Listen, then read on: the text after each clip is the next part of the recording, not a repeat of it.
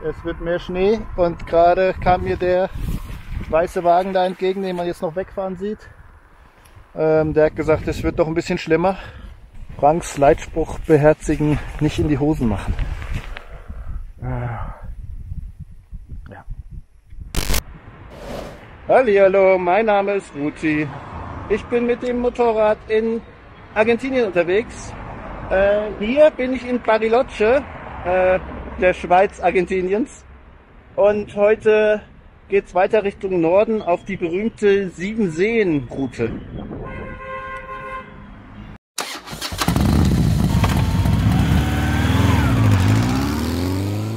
So, es ist sehr unangenehm, weil es nass ist.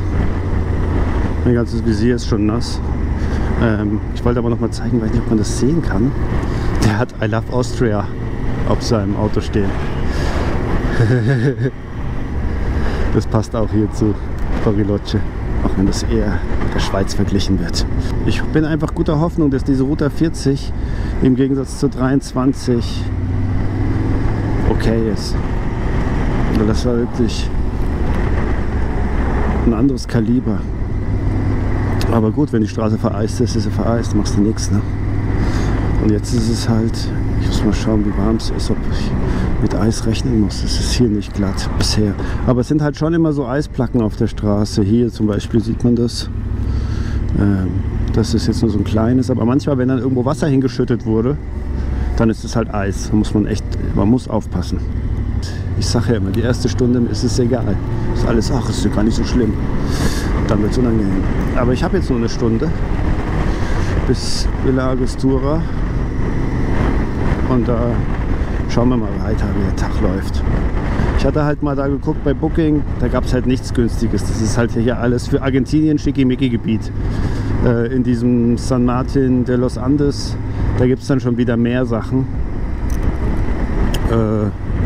Ja, das sind aber auch nur, ich glaube, 150 oder 180 Kilometer, aber 3,5 Stunden. Also, ich glaube, die Route 40 wird hier eigentlich sehr interessant.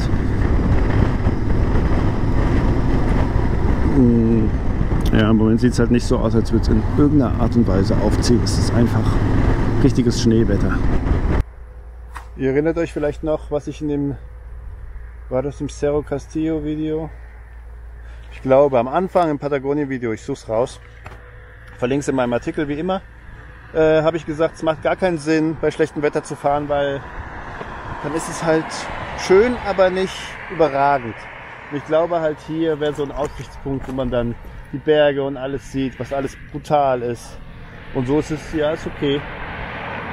Aber ja, es ist nicht besonders schlau, bei schlechtem Wetter hier zu fahren. Da sitzt ein Adler im Baum. Wenn ich hingehe, fliegt er vielleicht raus. Deswegen so schlecht ist es nicht. Und das ist hier der Nationalpark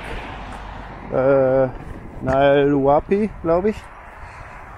Und ich glaube, das geht jetzt die ganze Zeit hier an den Seen entlang. Sieben-Seen-Route eben. Ja, das ist der Adler. Oder Greifvogel, ich weiß nicht genau, was es ist. Da. Falke, whatever. Also es ist echt eine coole, kurvige Strecke. Hier ist es ein bisschen trockener, aber ich traue dieser Straße nicht so richtig. Hier ist es okay jetzt, aber vorher war es so nass, wusste ich ja nicht, ob es eisig ist. Aber da zieht es ein bisschen auf, also vielleicht wird es doch noch ganz gut. Es ist ziemlich kalt, Motorrad zeigt 1 Grad an, meine Finger sind ziemlich gefroren jetzt schon. Obwohl ich die Heizgriffe anhabe. Das sind immer die Spitzen der Finger. Ja, aber vielleicht kann man erahnen, dass es doch recht nett ist hier. Mal was ganz anderes nach der ewigen Steppe. So, meine GoPro ist schon wieder eingefroren. Deswegen bin ich sicher, was da drauf ist oder ob was drauf ist, aber ein bisschen was vielleicht. Es war zwischendurch strahlender Sonnenschein und jetzt schneit es hier wieder, mehr als vorher. Und das hier ist jetzt Villa La Angostura. Da steht das Schild.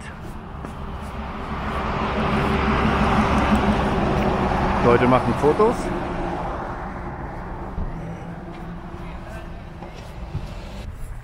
Ja, da fahre ich jetzt mal rein, vielleicht kriege ich was essen und dann entscheide ich,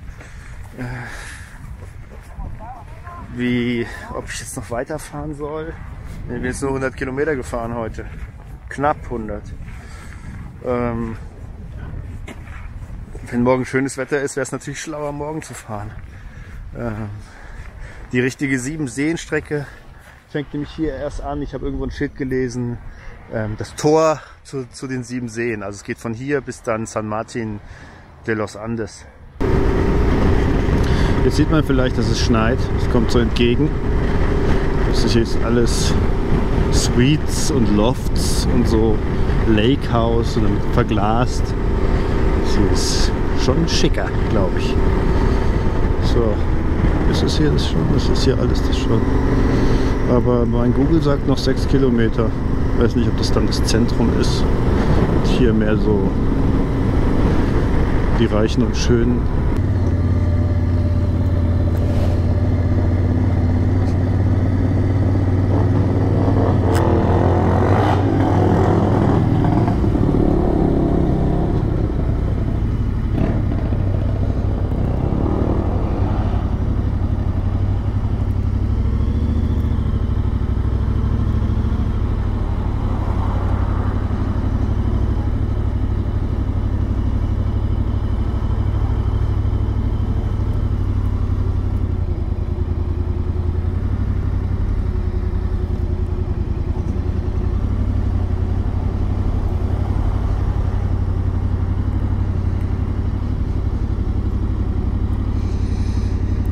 Hier sieht es doch gut aus.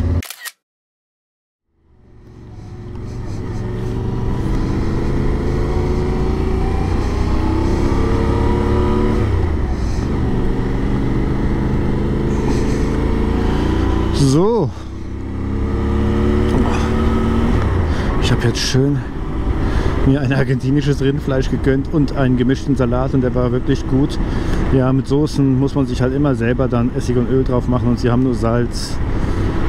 Aber das war trotzdem sehr lecker und ich habe keine Pommes und nichts dazu gegessen. Hat sich gut angefühlt, fühlt sich gut an. Ja.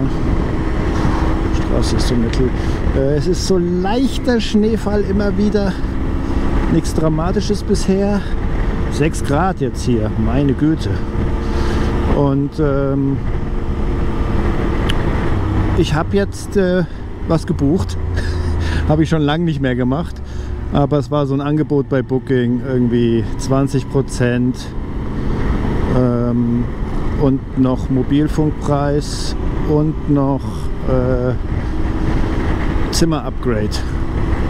Und das habe ich jetzt gemacht. Das kostet knapp 25 €. So halt, ja, ich habe auch gar nichts Billigeres gesehen wieder. Es ist halt auch dieses San Martin de los Andes ist, glaube ich, genauso wie Bariloche und hier ist auch noch so ein Skiort eben. Oh, das sieht nicht gut aus.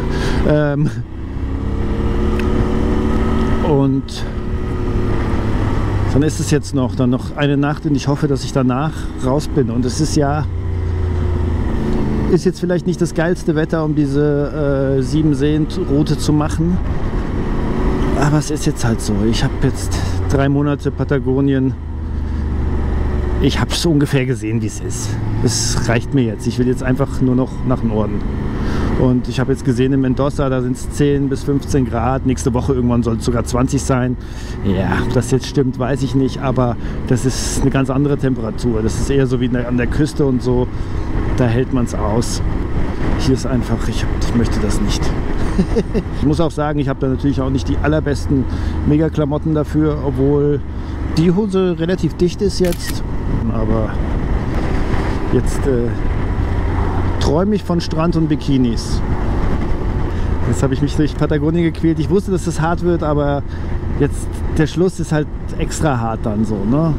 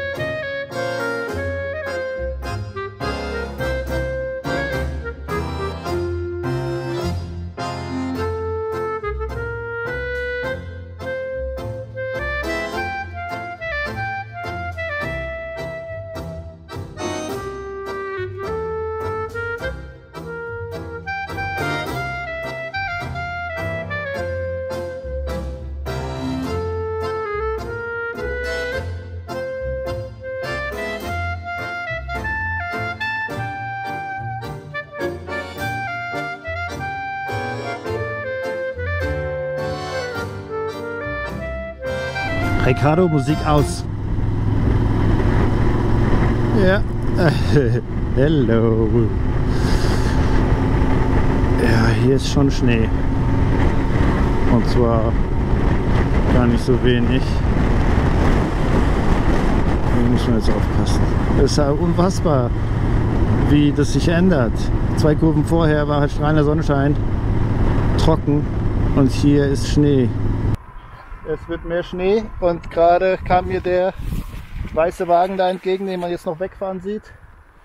Der hat gesagt, es wird doch ein bisschen schlimmer. Hier ist es nass, es ist okay, also ja, hier geht's noch. Ja, ich habe jetzt trotzdem mal Cadena Liquida drauf gemacht, also dieses flüssige Schneeketten. Und wenn ich das sage, dann sagen die immer, oh ja, dann kein Problem. Ja, hier liegt schon 20 cm Schnee. Also es geht mir schon bis zum Knöchel, wenn man das im Vergleich sieht. Kann man das sehen? So, es ist schon Schnee, Schnee, Schnee, Schnee, Schnee.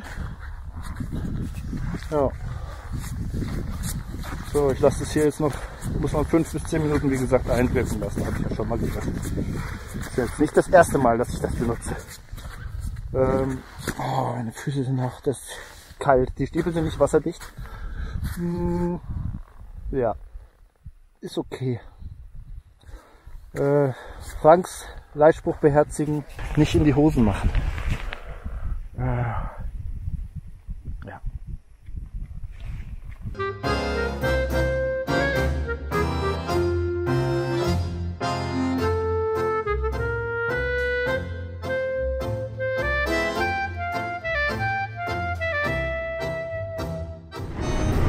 So, die Straße steigt an und es wird zunehmend schlechter.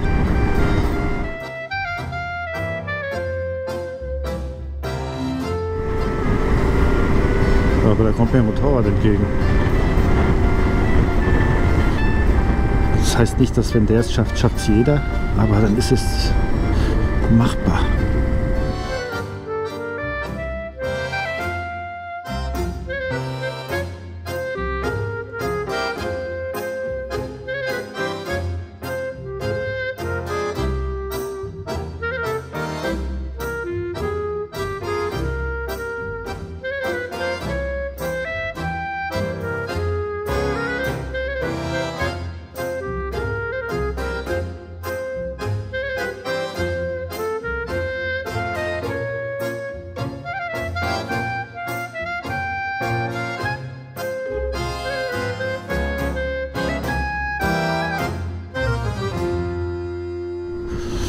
San Martin de los Andes.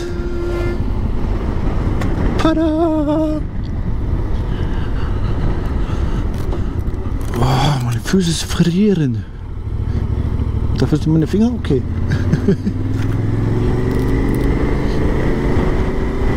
Und heute habe ich ein Hotel schon gebucht. Ich brauche einfach nur hinfahren und sagen, guten Tag, ich habe eine Reservierung. Das ist angenehm. Nicht rumdiskutieren. Nicht zu 2, 3 fahren, alles suchen. Ich weiß gar nicht, wie es heißt. Hostel del Vallejo. Ah, das da. Das sieht doch ordentlich aus. Und mit dem Skifahrer vorne drauf. Top. Top, top, top. Ich weiß gar nicht genau. Aha. Fahr ich mal da hoch.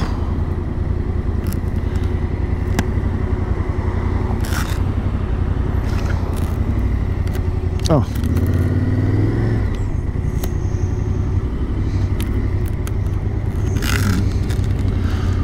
Das sieht aber schick aus.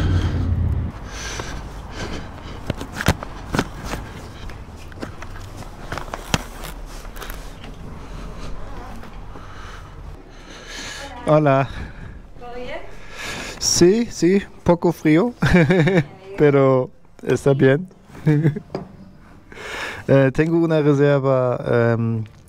Mi nombre es Patrick.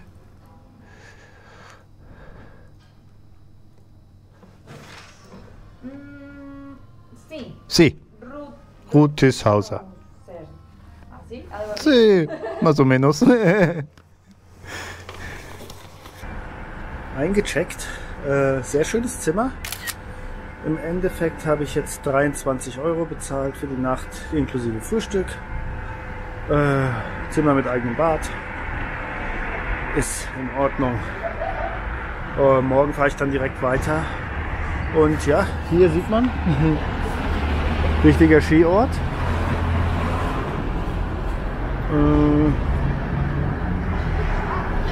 Ich weiß jetzt nicht, wo das Skigebiet ist und ja, was essen werde ich jetzt auch nochmal. Und ich mache noch einen kleinen Spaziergang jetzt durch den Ort. Mit den Bildern davon verabschiede ich mich von dem Video. Das war die 7-Seen-Route.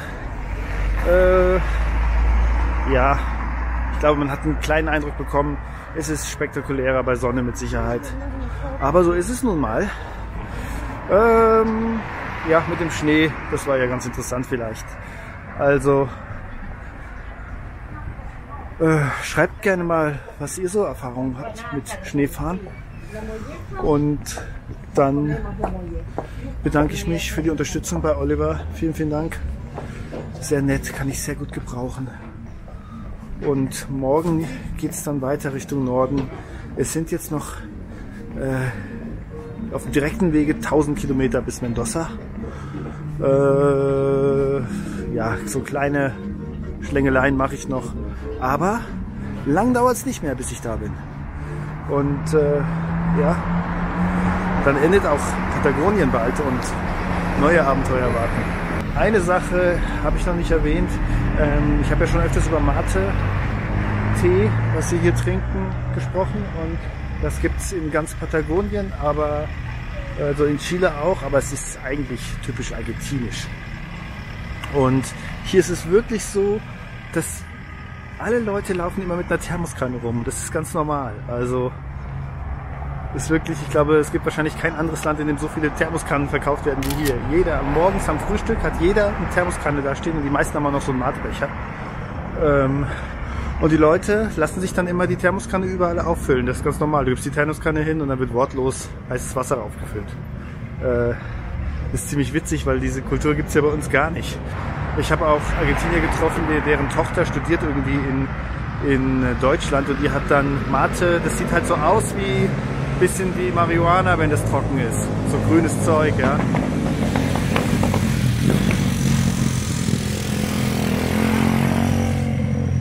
Und die hat es im Zug getrunken, im ICE.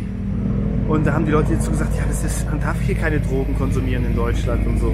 Also Leute haben es auch nicht gecheckt, dass es Tee ist halt. Also es ist wirklich witzig und hier ist es halt wirklich das Getränk schlechthin. Ja, ich bin kein großer Fan geworden. Ich trinke es ab und zu mal, das ist halt auch sowas, dass man das immer teilt und wenn dann mal jemand trinkt, dann trinke ich da mit. Aber ja, ich trinke lieber Kaffee. Ja, also, dann morgen geht es weiter Richtung Norden. Hoffe, dass ich aus den Bergen langsam rauskomme. Aus den kalten Bergen. Werden wir morgen sehen. Bis dahin sage ich, macht's gut. Aus den Anden, Ruti.